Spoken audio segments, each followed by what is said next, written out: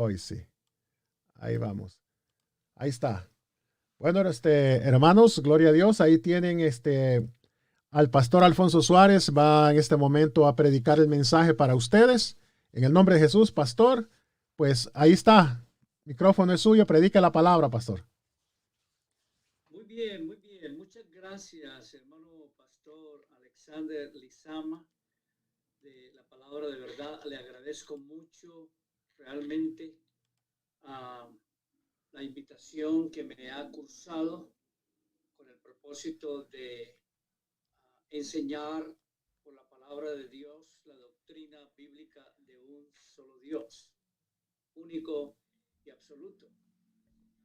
Y también para dar una explicación histórico-bíblica y histórico-secular sobre de dónde fue que se originó lo que hoy en día se conoce como la Trinidad, que no es, entre paréntesis, que no es una doctrina bíblica. Entonces, por eso la enseñamos así directamente como una enseñanza simple, la Trinidad. Agradezco mucho la invitación, como dije, al hermano y su esposa por la amabilidad de invitarme, y yo estoy muy contento y les presento mis disculpas por no empezar en el horario que habíamos anunciado, pero ustedes saben que se presentan compromisos a última hora, compromisos ministeriales. Pero todos entenderán y les agradezco mucho su entendimiento en esto y también por su paciencia.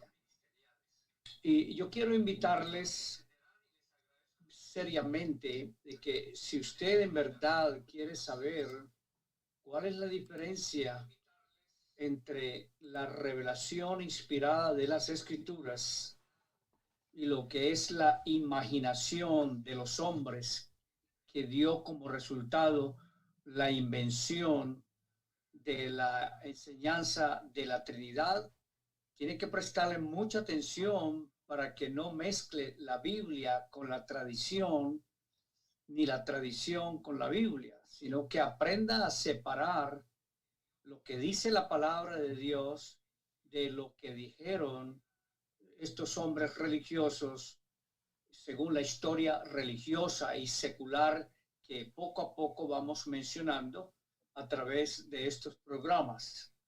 Entonces, lo más seguro que nosotros podemos enseñar es que todo lo que está en la Biblia, en las Sagradas Escrituras, es inspirado por el Espíritu Santo.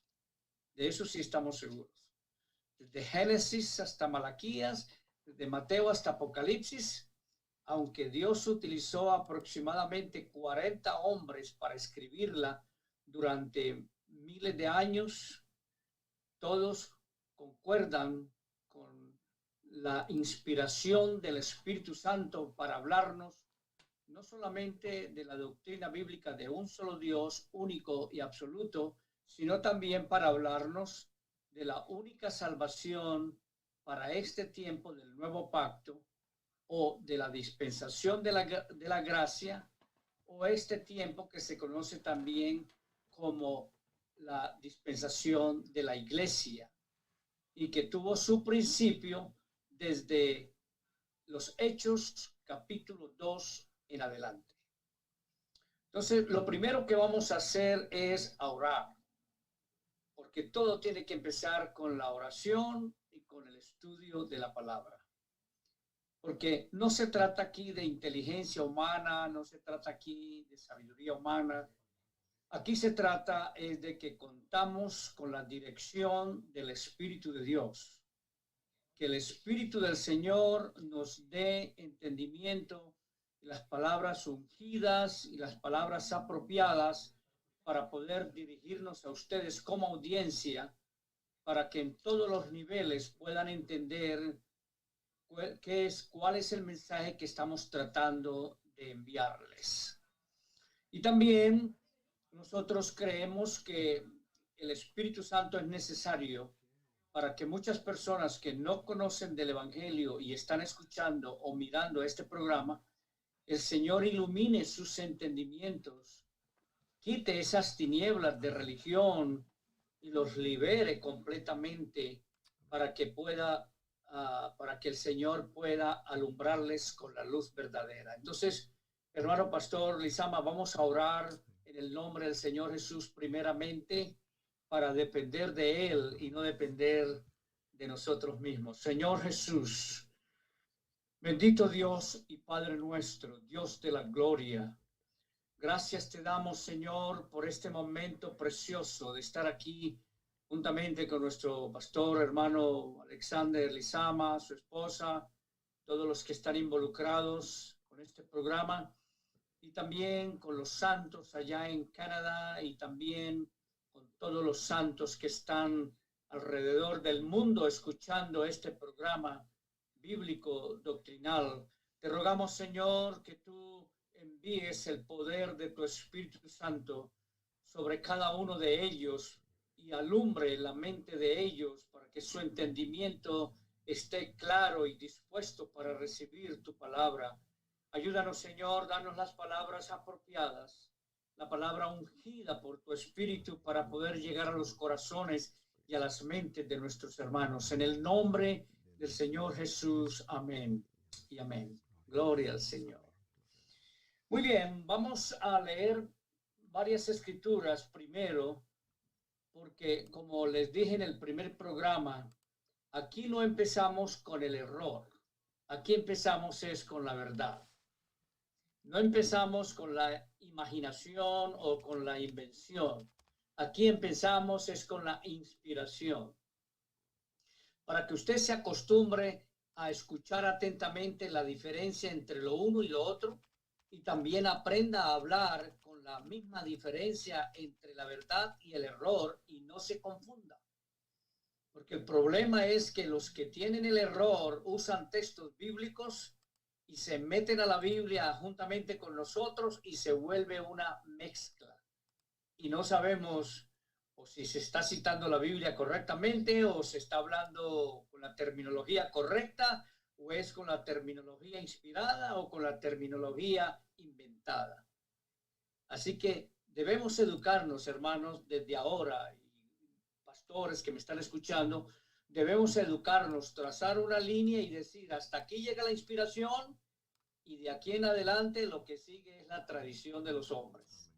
Así que la primacía la tiene la revelación del Espíritu Santo. En toda predicación, en toda enseñanza, en toda disertación doctrinal, lo primero que viene a mi mente es primera a Timoteo 3:16. Eso es lo primero.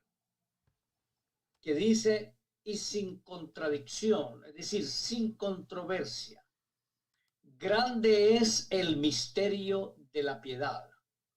Dios ha sido manifestado en carne, ha sido justificado en el Espíritu, ha sido visto de los ángeles, ha sido predicado a los gentiles, ha sido creído en el mundo y ha sido recibido en gloria. Con ese solo texto, amados hermanos, ya tenemos todo lo que es la vida y ministerio del Señor Jesucristo desde Belén hasta su ascensión, donde Él fue recibido en gloria. Note que no es cualquier propósito del Señor que estamos hablando, no es cualquier misterio por ahí babilónico o griego, no, este es el misterio divino, el misterio inspirado, que en hebreo significa el secreto sagrado que estaba en Dios antes de los siglos, antes de la fundación del mundo. Yo lo estoy diciendo así, pero todo el mundo lo resume diciendo el plan de Dios. Todo el mundo dice, el plan de Dios, pero el plan de Dios no tiene poder. Pero si yo le hablo a usted del misterio de la piedad, sí tiene poder, porque es inspirado. Si yo le digo el misterio de su voluntad, tiene poder, porque ya estamos hablando algo que yo no inventé, usted no inventó, sino que lo inspiró el Espíritu Santo. Sin controversia. Pablo le escribió a Timoteo diciendo, vea, Usted está siendo preparado para el ministerio, ya tiene una congregación, tiene muchos cargos aquí, todo eso. Recuerde, sin controversia y sin contradicción, el misterio de la piedad, es decir, de la bondad de Dios, es grande. No es cualquier cosa aquí lo que estamos hablando. No es aquí un capricho de los pentecostales, Jesús solos, como nos llaman que tenemos la doctrina errada, que somos endemoniados y todo ese tipo de cosas, que solamente creemos en Jesús, pero que negamos al Padre y que negamos al Espíritu Santo. ¿Saben quiénes son los que hablan así? Los que son trinitarios, porque ellos han dividido a Dios en tres: Dios el Padre, Dios el Hijo y Dios el Espíritu Santo. Cuando nos escuchan hablar de Jesús, entonces dicen, están hablando de Dios el Hijo, pero no hablan de Dios el Padre, ni hablan de Dios el Espíritu Santo. No, nosotros no usamos esa terminología espuria. No usamos esa terminología antibíblica, inventada, imaginada. Aquí hablamos los términos Padre o Dios el Padre e Hijo o Espíritu Santo. Lo hablamos es en el contexto de la inspiración de las Escrituras y no de los credos romanos ecuménicos cristianizados, entre comillas. Entonces dice, grande es el misterio de la piedad, es decir, la piedad significa la bondad de Dios, el beneplácito de Dios, como dice Efesios 1, del 9 al 11, el propósito que el Señor determinó con él mismo de un día darse a conocer, hacerse visible. Y ese propósito lo tuvo Dios y lo realizó Dios con él mismo antes de la fundación del mundo, antes de los ángeles, antes del pecado de los ángeles, antes de la creación del universo, del mundo, de los cielos y la tierra, antes de todo. Por eso estamos hablando aquí algo bien grande, bien profundo, gracias al Señor. Dice que ese solo Dios fue manifestado en carne. En otras palabras, el Dios invisible se hizo visible en Belén de Judá, manifestándose en carne. Por eso Hebreos 1:1 dice, Dios, es decir, el único Dios, habiendo hablado muchas veces y en muchas maneras, en otro tiempo a los padres por los profetas.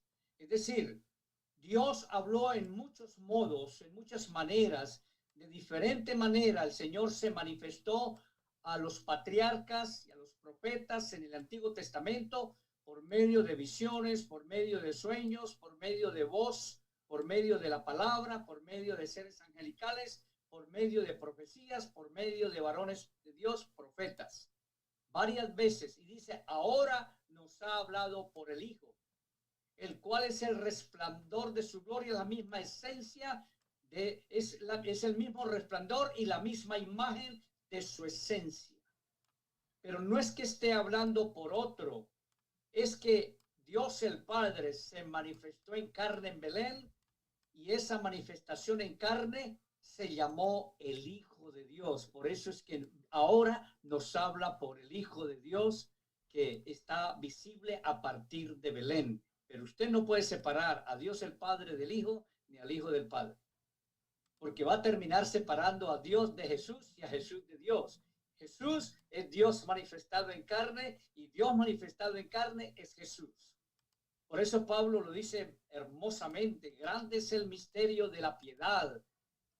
Dios realizó ese propósito en él, fue como resultado de su grande amor. Dios amó de tal manera al mundo que él se proponía crear, que él antes realizó algo con él mismo para un día darse a conocer a su propia creación. Y dice, fue justificado en el Espíritu. Entonces tenemos que preguntarnos, ¿dónde fue que Dios manifestado en carne fue justificado en el Espíritu? La respuesta es en el bautismo, en el Jordán. ¿Dónde fue que Dios manifestado en carne fue visto de los ángeles? Los ángeles habían conocido a Dios en la eternidad después que Él los creó. Esos seres eternos, seres angelicales en sus diferentes jerarquías, ángeles, querubines, serafines, arcángeles. Ellos vieron a Dios como el Espíritu, como el Eterno, como el Todopoderoso. Lo que nunca lo habían visto era manifestado en carne permanentemente. Y por eso a partir de Belén, los ángeles fueron testigos de que vieron a su Dios y a su Creador, lo vieron manifestado en carne. Por eso dice, Dios manifestado en carne fue visto de los ángeles. Y también dice, fue predicado a los gentiles. El único Dios manifestado en carne que fue predicado a los gentiles fue nuestro Señor Jesucristo, Dios manifestado en carne. El único que fue creído en el mundo no fue Buda, no fue Confucio, no fue Gandhi, no fue Alá, no fue Mahoma, no fue ninguno de esos falsos profetas y falsos dioses. El único que fue creído en el mundo fue Dios manifestado en carne, y la tierra tiene que ser llena de todo el conocimiento de Jehová manifestado en carne. Amén. Gloria a Dios. Y por último, ha sido recibido en gloria. Dios manifestado en carne fue a la cruz del Calvario.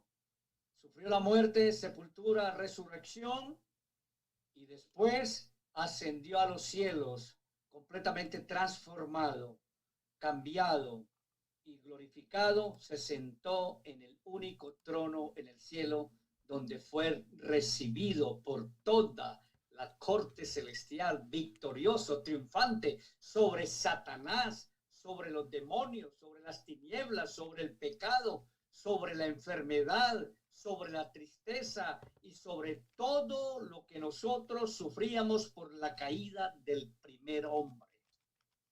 De manera que ese texto, como les dije al principio, cada vez que yo voy a hablar de un solo Dios y mostrar el error que la religión tradicional ha inventado, de una vez viene a mi mente 1 Timoteo 3:16.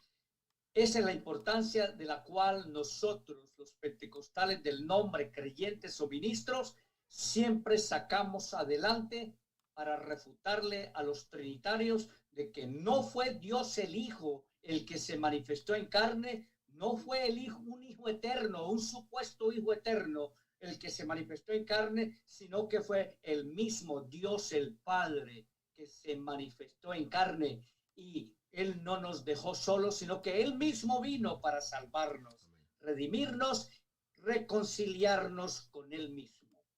Ahora, otro segundo texto que debemos tener en cuenta realmente es el de Colosenses, capítulo 2, versículo 8.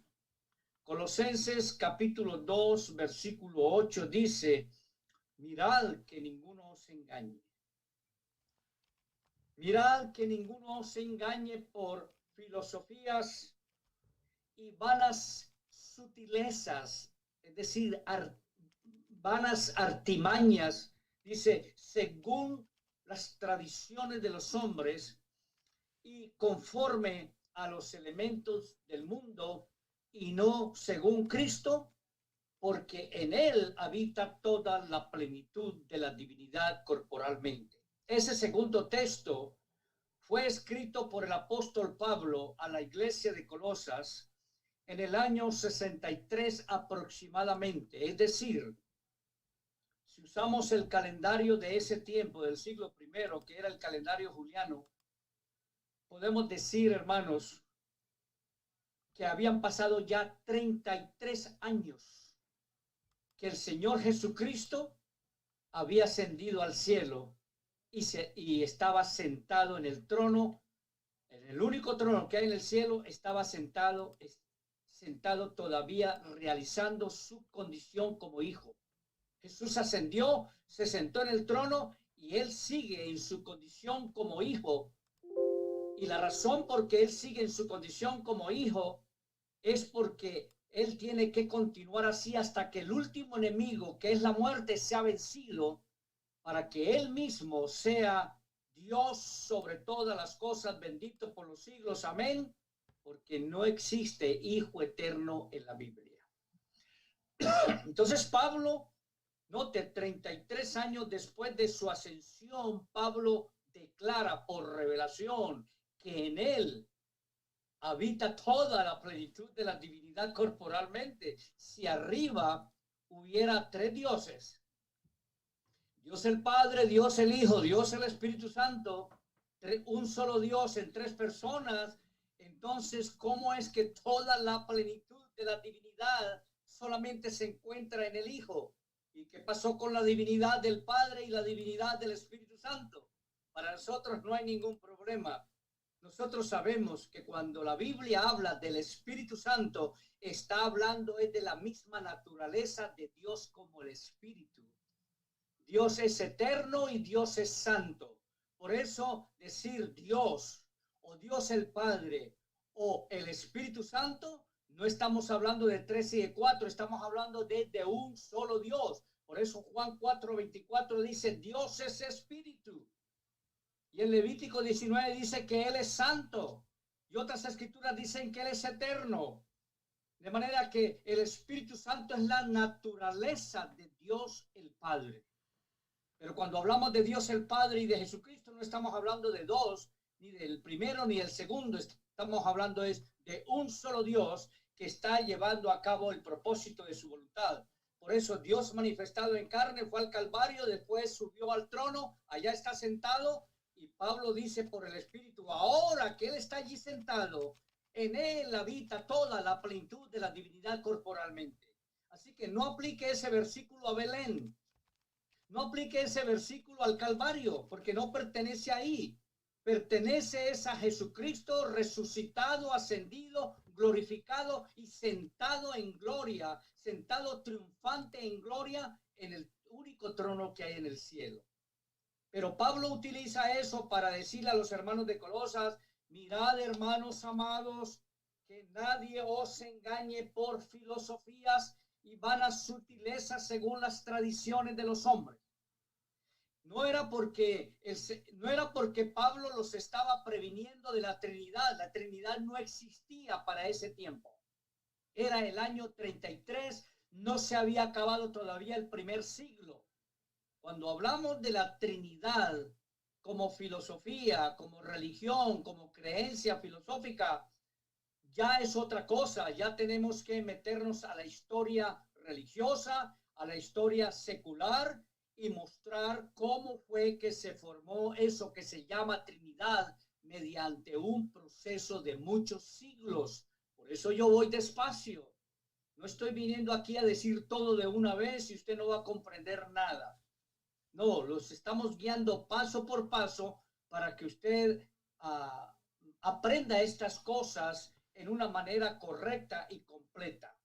Pablo les era previniendo sobre las filosofías gnósticas que prevalecían en ese tiempo, sobre las sutilezas, las artimañas que esos gnósticos que existían desde el siglo III antes de Cristo ya estaban amenazando la unidad doctrinal de la iglesia, tanto que se metieron a la iglesia y lo que hicieron fue cumplir lo que dice Hechos capítulo 20.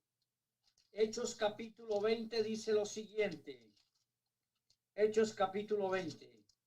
En el versículo 28, cuando Pablo se reunió con los hermanos de Éfeso y los ancianos que apoyaban al pastor de la iglesia en Éfeso, les dice en el versículo 28, por tanto, hermanos, mirad por vosotros y por todo el rebaño en que el Espíritu Santo os ha puesto por obispos, la cual ganó por su sangre, para apacentar la iglesia del Señor, la cual ganó por su sangre. Porque yo sé, mucha atención a estos dos últimos versículos, yo sé, Pablo habló por el Espíritu y predijo la apostasía que se metería a la iglesia. Yo sé que después de mi partida entrarán a vosotros lobos rapaces que no perdonarán el ganado. Eso fue lo primero que dijo el Espíritu Santo por boca de Pablo. Estén alertas, les advierto, van a venir personas que van a meterse en nuestra congregación Esos son lobos rapaces que van a aparentar, a simular que han creído en el cristianismo de la Biblia, pero vienen es para meter sus filosofías, para meter sus enseñanzas falsas, sus errores. Y dice, no perdonarán al ganado. Y la segunda parte ya corresponde a la misma iglesia. Dice, de vosotros mismos se levantarán hombres perversos o hombres que hablen cosas perversas para llevar discípulos tras sí. Pablo reveló también por el Espíritu que desde la misma iglesia, de la misma congregación del Señor en todos los lugares, se levantarían hombres hablando cosas pervertidas o cosas que pervertirían el Evangelio de Jesucristo o que pervertirían la doctrina del Señor. Y eso sucedió paulatinamente. Perdón, paulatinamente vinieron hombres judíos que simularon ser convertidos y comenzaron a obligar a los hermanos a tratar de guardar la ley mosaica, diciéndoles que si no se circuncidaban no podían ser salvos. Y ahí vino el primer cisma, vino la primera amenaza contra la doctrina de la gracia. Después se levantaron otros judíos enseñando otras cosas acerca del judaísmo, por lo cual tuvieron que tener un primer concilio con el fin de arreglar estas cosas, no permitir la división en la iglesia. Pero también vinieron otros hombres poco a poco que fueron plantando, sembrando el espíritu de error sobre muchas otras cosas, sobre la divinidad, sobre la humanidad, sobre la manera de administrar, sobre el llamamiento que Pablo tenía como apóstol, una cantidad de cosas, hasta que pasando el siglo primero, el siglo segundo, comenzaron a salir una cantidad de hombres doctos, eruditos en filosofías y todo ese tipo de cosas que pusieron en tela de juicio la divinidad del Señor Jesucristo, su humanidad, sus milagros, su ministerio, y comenzaron a atentar contra la unidad de la iglesia, y se formaron partidos, se formaron grupos, sectas, que eso condujo a una reunión por parte de Constantino en el siglo 300, en el siglo tercero, perdón, en los años 300, para citar al primer concilio de Nicea para definir la relación de padre e hijo, hijo y padre, que muchos estaban censurando, criticando o discutiendo sobre el asunto. Entonces, hermanos, ahí ya les dejo esos textos para que ahora podamos entrar a la parte histórica secular, porque lo que estoy hablando aquí es historia bíblica. Pero tengo otro más en Génesis capítulo 9.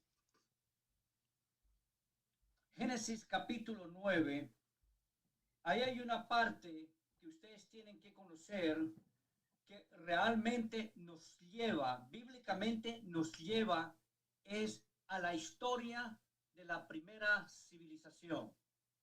Génesis capítulo 10 nos lleva realmente a la historia o al principio de las primeras civilizaciones. Perdona, que dije en singular, pero es en plural. Recuerden que Dios hizo un hombre y una mujer, y ellos pecaron, desobedecieron, fueron echados del lugar de bendición. Y después del lugar de bendición, el Señor los vistió con el vestido de Dios y los echó del lugar, del huerto donde estaban, y ellos comenzaron a reproducirse. Ellos comenzaron a multiplicarse, porque esa era la orden del Señor: multiplicaos. Dice la raza humana o la descendencia de ellos. Y por eso usted lee en capítulo 4, en capítulo 5, la descendencia no solamente por parte de Caín, sino también la descendencia por parte de Seth, porque fue el que reemplazó a Abel, al cual Caín mató.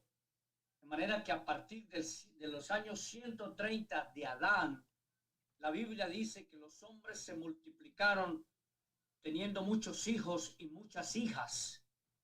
Pero tiene que recordar, hermano, que no todos continuaron con la revelación que el Señor les dio acerca de la manera de adorarle a Él y traer sus ofrendas y reconocerlo, como lo hizo Abel. Toda esa enseñanza que tenía Abel pasó también a través de Seth, por la enseñanza que Adán y Eva le dieron a Seth. Y esa enseñanza continuó a través de su descendencia. Pero recuerde que la humanidad temprana fue dividida en dos maneras. Recuerde que la Biblia dice que Caín se salió de la presencia de Jehová, se fue a tierra de Enoch y él formó allá su propio reino. Él se alejó de todo lo que eran las cosas de Dios, mientras que Seth continuó con la revelación y por 1600 años continuaron separados hasta que poco a poco las hijas de Dios y los hijos de los hombres se unieron en matrimonios ilícitos. Por favor, no diga que fueron los ángeles, no diga que fueron los nefilín por allá de una raza preadámica, hermano. Aquí no estamos hablando de YouTube, ni de Google, ni de Facebook, ni de teorías conspiracionales. Aquí no estamos hablando de eso. Aquí estamos hablando es de la palabra inspirada. Los ángeles son asexuales, no pueden ellos reproducirse, no pueden ellos engendrar nada. Los que podemos engendrarnos unos a otros somos los hombres y las mujeres. Ese fue el medio que Dios dejó para que se reprodujera la raza humana. Pero recuerde que los hijos de Dios es un título que se le puede aplicar a los descendientes de Seth, en el sentido de que ellos conocían la revelación de Dios, porque en términos generales, tanto los hijos de Caín como los hijos de Seth eran hijos de Dios, en el sentido de creación, no en el sentido de salvación. Yo puedo decir, ahora en este mundo moderno, todos somos hijos de Dios. Claro que sí, somos hijos de Dios. Porque Él es nuestro Padre, Él nos creó, no nos creamos a nosotros mismos, sino que Él mismo nos creó. De una sangre ha hecho el linaje de todos los hombres, lo dice ahí en Hechos 17. Entonces, en ese sentido, haga la diferencia. Hijos de Dios en sentido creativo es una cosa. Hijos de Dios en cuanto a tener la revelación de un solo Dios y en cuanto a la salvación y su santidad es otra. Seth tenía la revelación de un solo Dios. Seth tenía la revelación del sacrificio expiatorio de un cordero inocente muriendo por los culpables. Y ellos continuaron en la descendencia año tras año, siglo tras siglo, con esa revelación. Pero Caín no siguió con ello. Caín siguió con su propia ofrenda de frutas y de árboles y de cosas naturales. Y de ahí fue que continuó el misterio de iniquidad que ya había sido originado en el pecado de los ángeles, que ese ya es otro tema. Pero pasando los siglos, estos hijos de Dios por revelación se unieron a las hijas de los hombres que eran hermosas y tuvieron relaciones, y entonces se produjo la primera apostasía mundial que dio como resultado un diluvio universal, y mostrando, la Biblia muestra que toda dispensación termina en un juicio. Esa dispensación de la conciencia terminó en un juicio universal.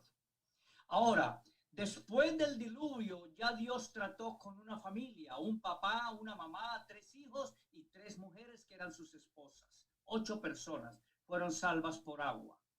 La palabra de Dios dice en el capítulo 10 de Génesis, estas son las generaciones de los hijos de Noé, Sem, Can y Jafet, a los cuales nacieron hijos después del diluvio. El Señor les había dicho a ellos, fructificaos y multiplicaos y henchid toda la tierra.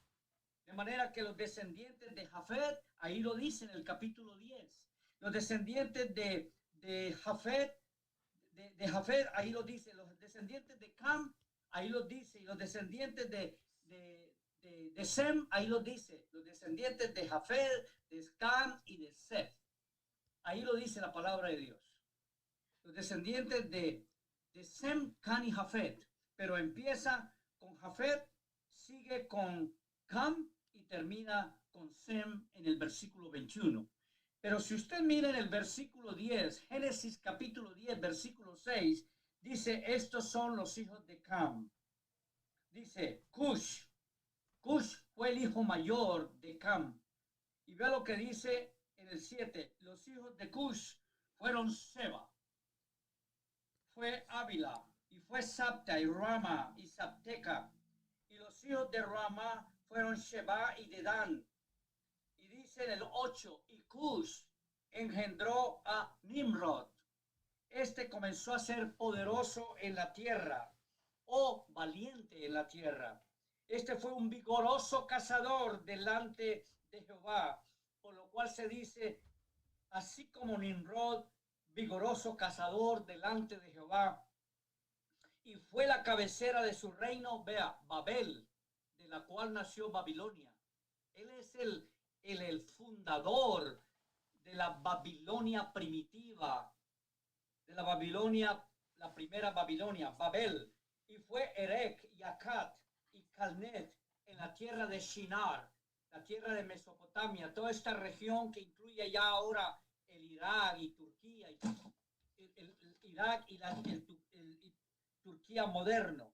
Entonces dice la palabra de Dios, y Cush engendró a Nimrod, y este comenzó y estableció la cabecera de su reino en Babel.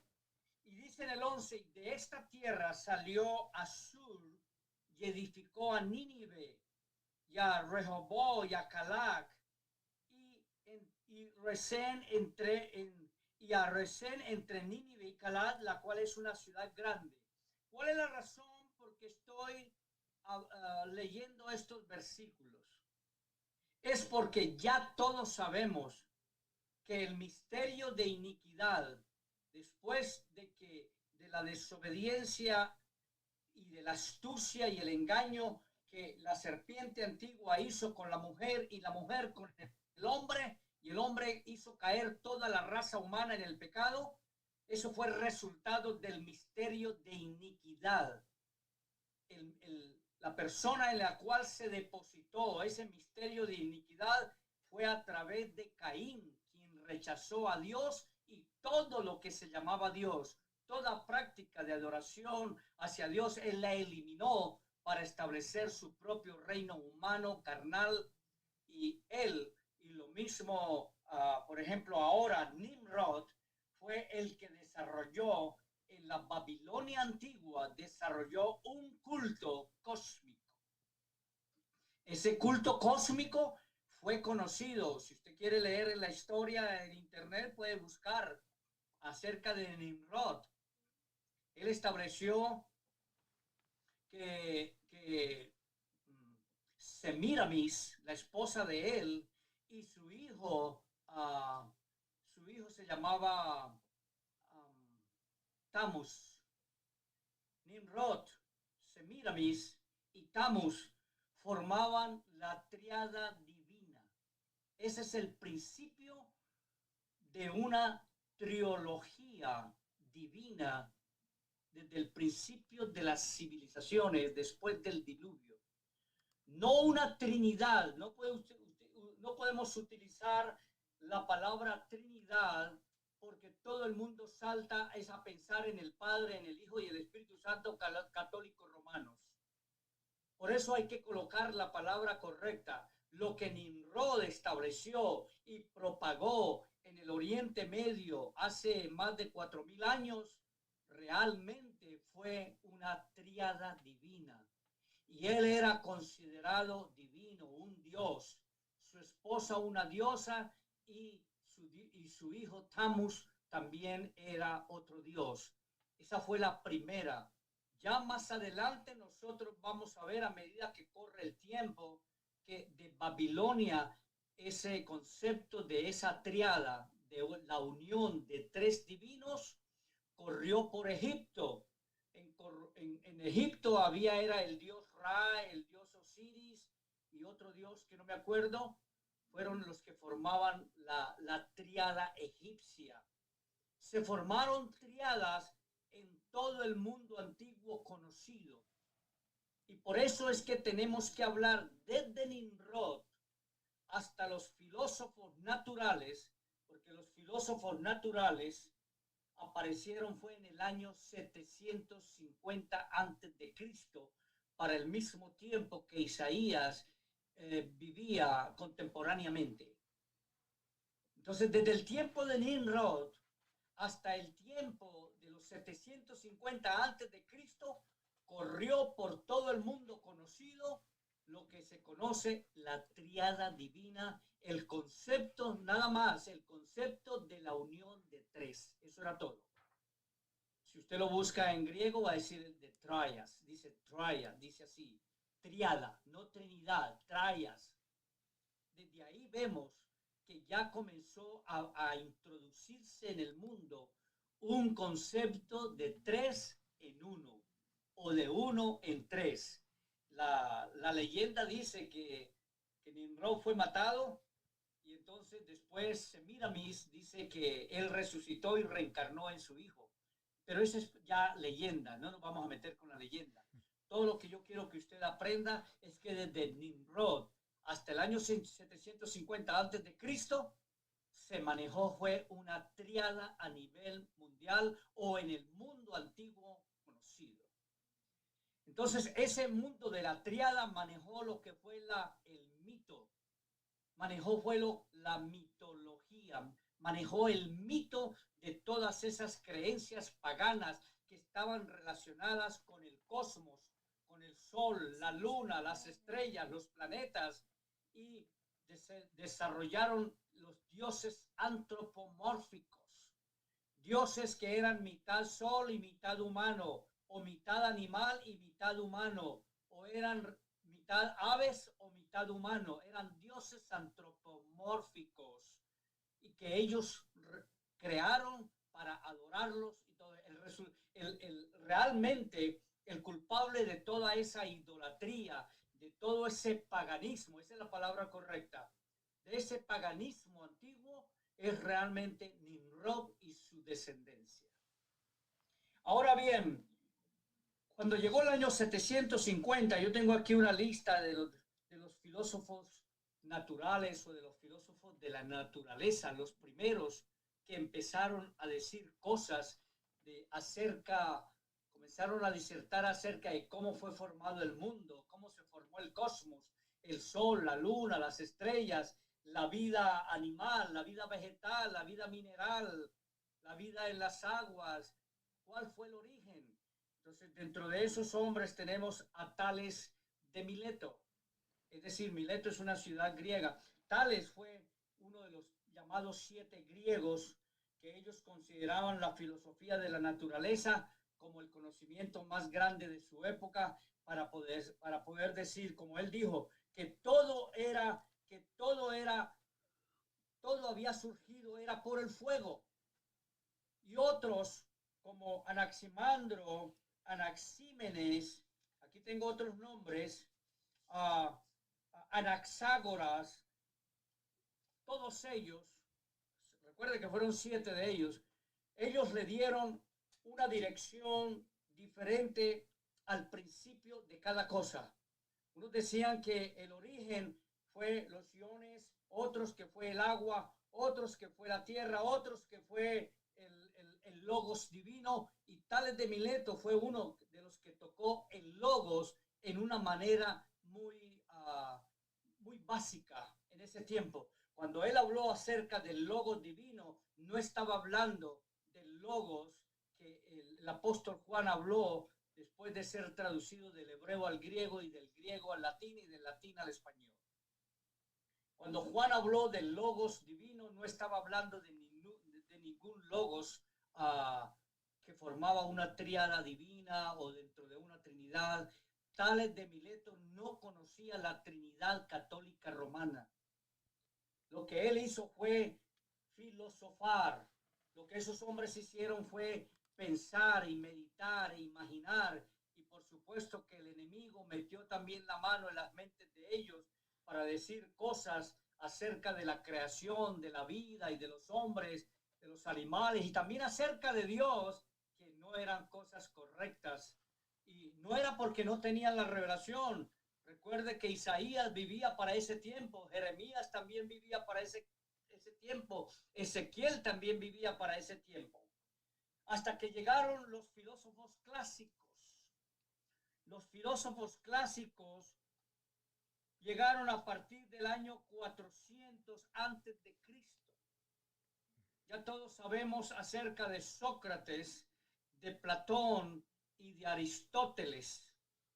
Desde el año 400 hacia abajo, ellos aparecieron y comenzaron a disertar de lo mismo que los filósofos naturales habían discutido y disertado, pero estos lo hacían con más desarrollo y con más conocimiento. Platón, o a Platón es que se le atribuye el desarrollo del tal logos platónico, del logos divino, cuando él comenzó a hablar acerca del principio o de Dios, y comenzó a referirse a Dios en una forma griega, diciendo que Dios era una traias, espero pronunciarlo correctamente, traias se refería. Él comenzó a hablar de la tríada divina, pero esta vez ya comenzó a involucrar a Dios y comenzó a involucrar el logos divino, haciéndolo aparecer diferente al Dios que creó todas las cosas. Más adelante encontramos en el 25 y año 30 antes de Cristo a un judío llamado Filón, que vivía en la capital de Egipto, que era Alejandría, y él comenzó directamente a hablar de ese logos en una forma muy parecida a lo que ahora conocemos en el credo ecuménico en el credo de Nicea, que se desarrolló en el concilio de Nicea en el año 325.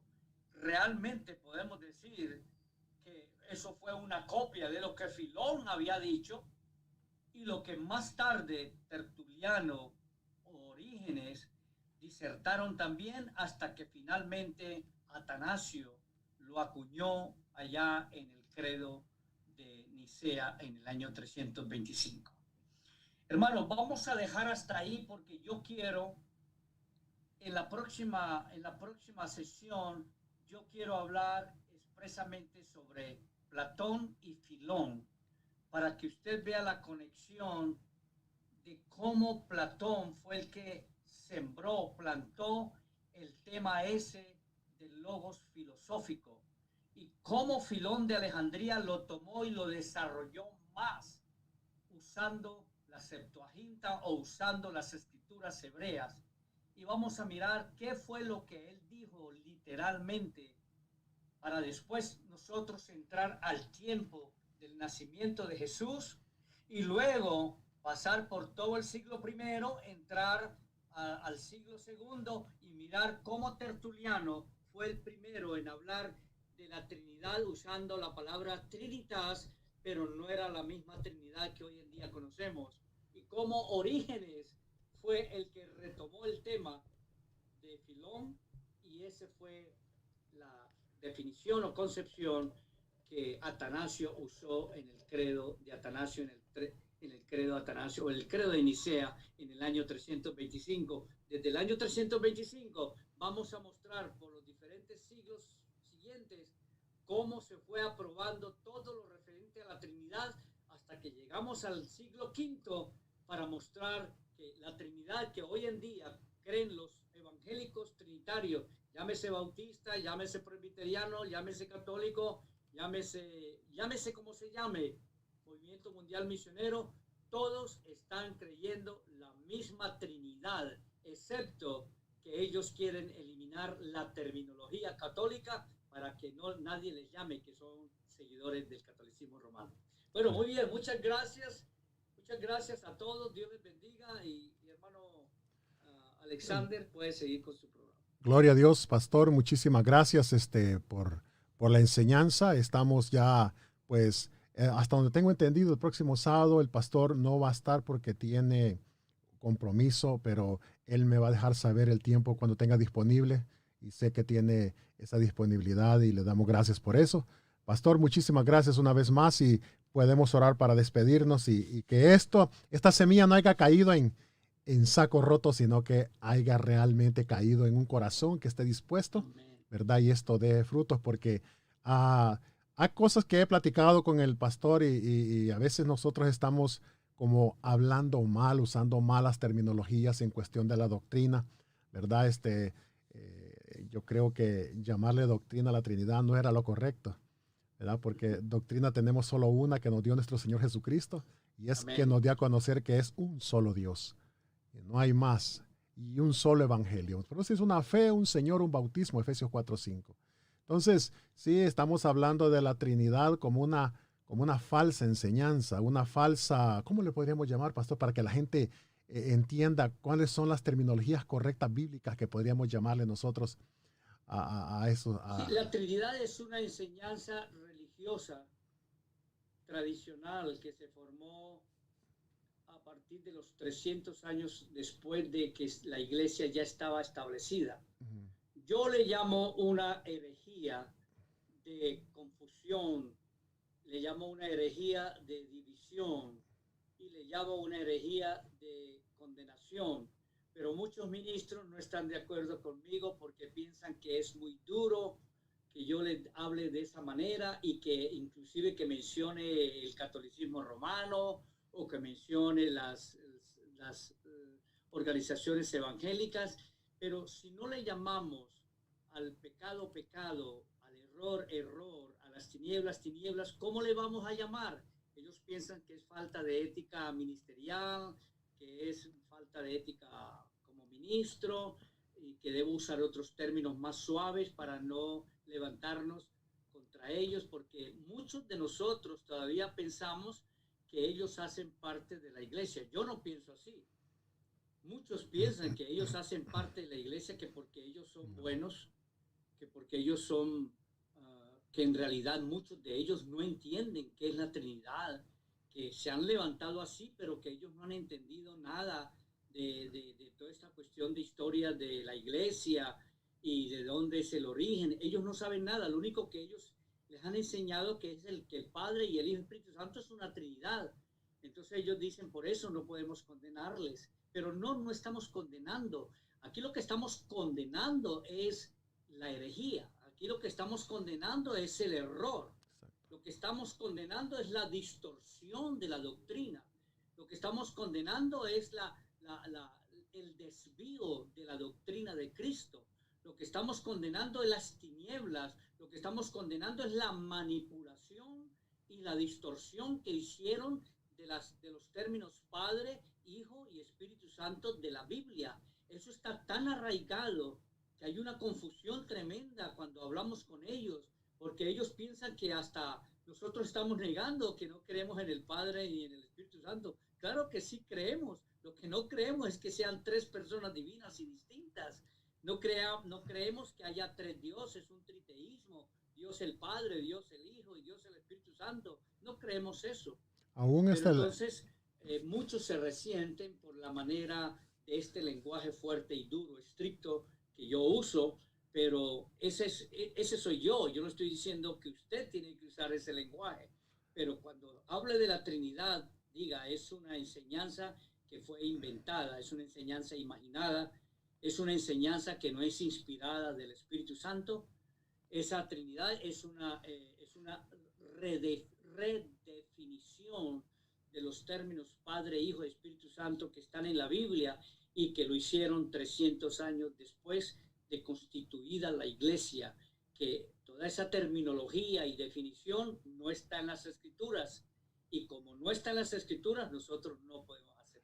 Es lo mismo que el apóstol Pablo cuando le escribe a los Gálatas, él dice, no es que haya otro evangelio, sino que algunos han pervertido. O sea, imagínense el término cuando nosotros entramos a fondo lo que es la palabra perversión, pervertidos. ¿Cómo le llama? O sea, es fuerte también, pero es verdad. Pablo estaba preocupado, que estaban tratando de meter otro tipo de cosas, queriéndolos mezclar con la verdadera doctrina. Sí. Bueno, bíblicamente hablando es correcto decir es una perversión. Es como decir la palabra aberración, pero ya sería muy fuerte, pero Sí, es exacto es lo mismo. sí. Entrarían a vosotros hombres que hablarían cosas pervertidas.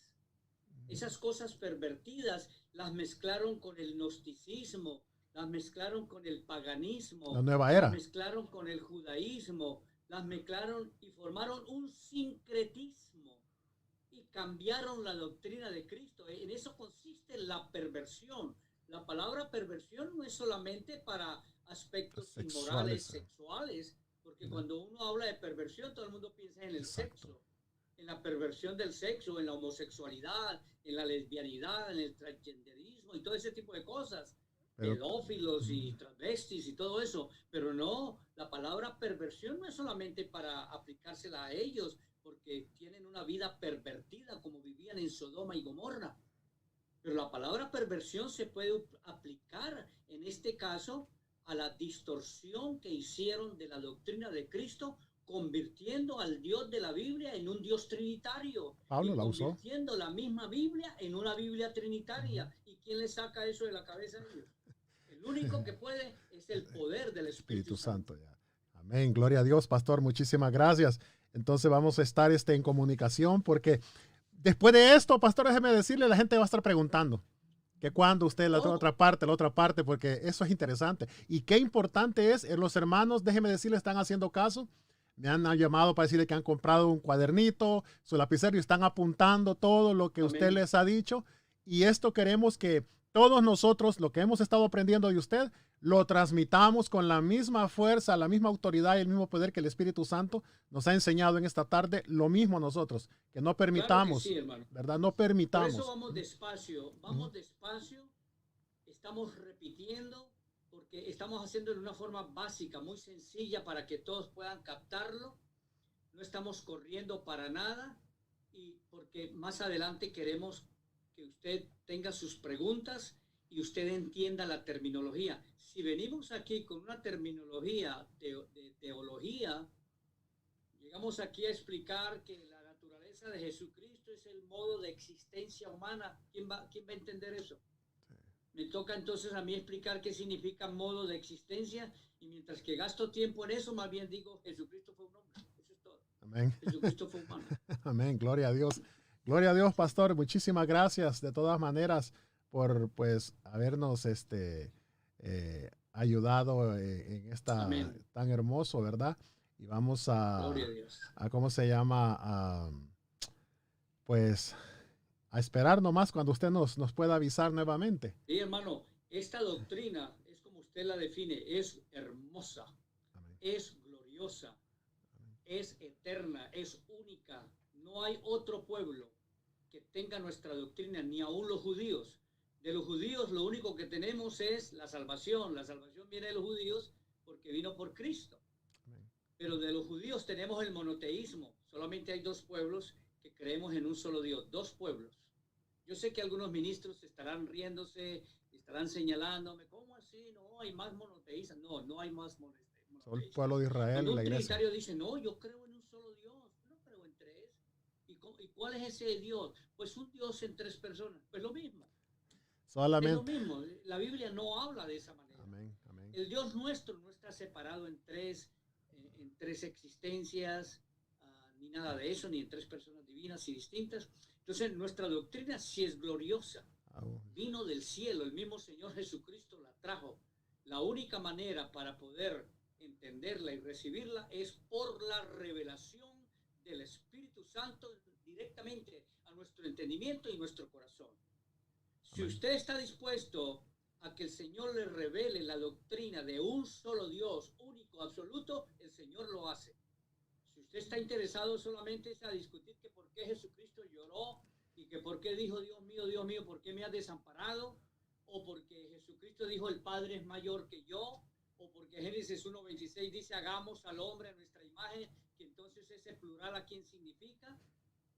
Si usted hace esas preguntas sin conocer las escrituras, lo que quiere es respuestas fáciles nada más, pero usted no las va a entender. Amén. Lo que tiene es que sincerarse y decir, bueno, yo quiero parar este asunto de estar discutiendo sobre la Trinidad, sobre la Biblia, sobre Jesucristo, sobre el Padre, sobre el Espíritu Santo. Yo quiero parar sobre eso. Yo quiero entender, yo quiero saber en realidad cuál es la verdad de estas cosas. Amén, Yo gloria a quiero Dios. pedirle al Señor que me ayude. Señor, es revela. Amén, gloria a Dios. Gracias, pastor, por habernos ayudado entonces. Y vamos a darle gracias al Señor por esto. Señor Jesucristo, te damos gracias, Padre amado, Amén, por este aleluya. momento tan precioso, Señor. Al único y sabio Dios, nuestro Señor Jesucristo, que nos permite, Señor Jesucristo, gracias por esta palabra, que caiga en buena tierra, Señor, y dé fruto, Señor. Podamos seguirle enseñando, Señor. Gracias por este mensaje. Gracias, Señor, por esto tan precioso, por revelarnos a nuestras vidas, Señor Jesucristo. En el nombre de nuestro Señor Jesucristo, el único Dios verdadero. Gracias, Padre Celestial, en el nombre de Jesús. Amén. Gracias, Pastor Alfonso Suárez. Muchísimas gracias y nos estamos viendo. Paz de Cristo. Bueno, pues. Amén, pues. Bueno, Dios. Hermanos, gloria a Dios. Estamos, pues, gracias al Señor. Hemos recibido la palabra en esta hora, ¿verdad?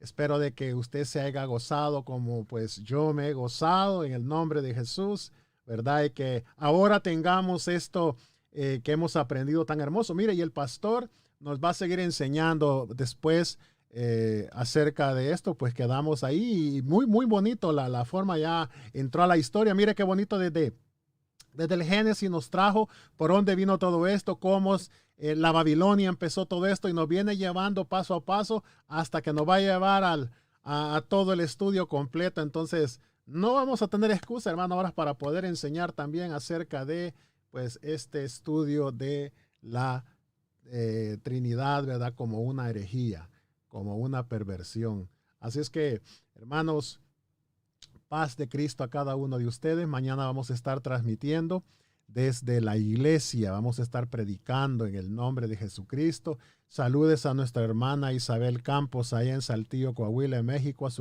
Al hermano Gerson también que está allá compartiendo. Saludes a nuestra hermana Ruth también.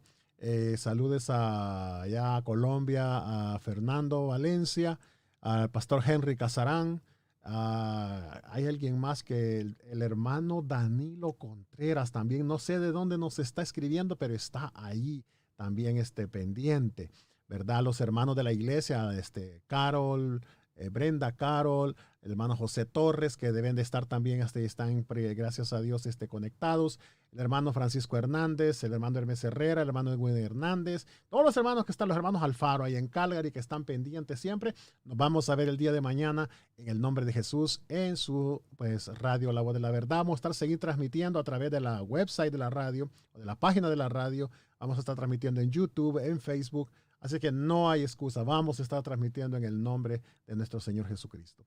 Así es que paz de Cristo a todos ustedes, hermanos, y estamos pues ahí en comunicación. Que el Señor me los guarde y me los proteja. Paz de Cristo, hermanos. Gloria a Dios.